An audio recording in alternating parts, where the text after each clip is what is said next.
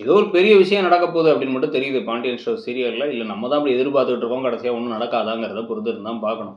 So, இப்ப இன்னைக்கு வந்து பார்த்தீங்க அப்படின்னா, ஒரு 2, 3 விஷயங்கள் அங்கங்க கரெக்ட்டா காமிச்சிட்டு இருந்தாங்க. அதுல முக்கியமா வந்து பார்த்தீங்கன்னா, முதல்ல இப்ப 2 சைட்லயுமே 2 சைடு குடும்பத்தினர் வேல் குடும்பமாகட்டும், இந்த பக்கம் பாண்டியன் குடும்பமாகட்டும், போற இடத்துல பிரச்சனை வேணாம் அப்படிங்கிறதுல தெளிவா இருக்காங்க.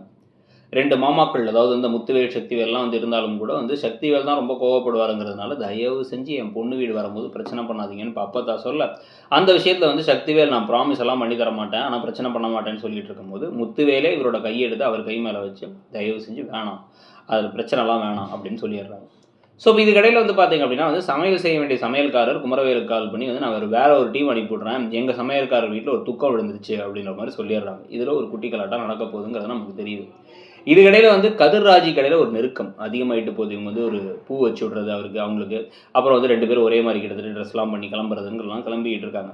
இதில ஆர்டிஸ்ட்ட கூட்டு வச்சு அப்பத்தாவுடைய ஆசைய நிறைவேத்துறதுக்காக ஒரு படம் வரைஞ்சு, அப்படியே அவங்க தாத்தாவோட படம் மாரி வச்சு ஒரு பேனராவோ இல்ல ஒரு பெரிய அந்த ஒரு ஃப்ரேம் பண்ணி குடுக்க போறாங்க அப்படிங்கிறது தெரியுது.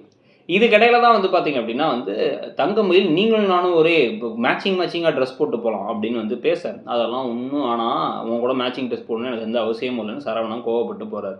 இந்த கோபத்தோட கோவமா வீட்ல அந்த உண்மைகள்லாம் சொல்ட்டா பெட்டர்ங்கிறது நமக்கே தோணிக்கிட்டு இருக்கு. அது ஒரு பக்கம் இருக்கு.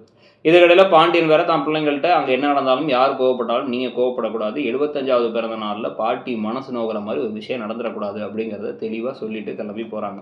அங்க பேனர்ல 2 சைடு குடும்பத்தினரும் வச்சிருக்காங்க. அது 2 சைடு குடும்பமும் பார்த்து சந்தோஷப்படுறாங்கங்கிற விஷயங்கள்லாம் நடந்துகிட்டு இருக்கும் பொழுது, இதுக்கப்புறம் இங்க என்ன விஷயம் நடக்க போகுது?